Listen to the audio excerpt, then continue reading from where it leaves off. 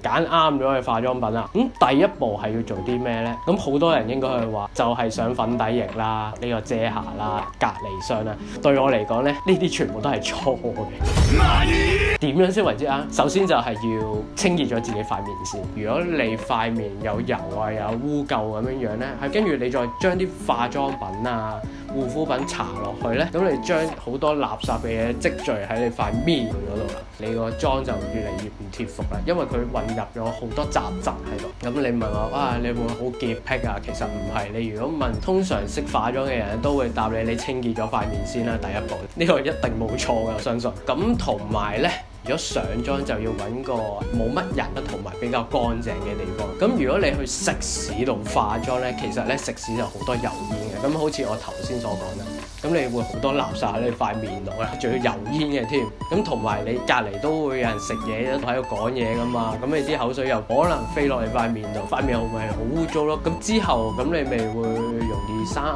瘡啊，或者有啲咩敏感啊。咁最重要咧就係要清潔咗自己塊面，同埋要揾個乾淨嘅地方去做呢件事。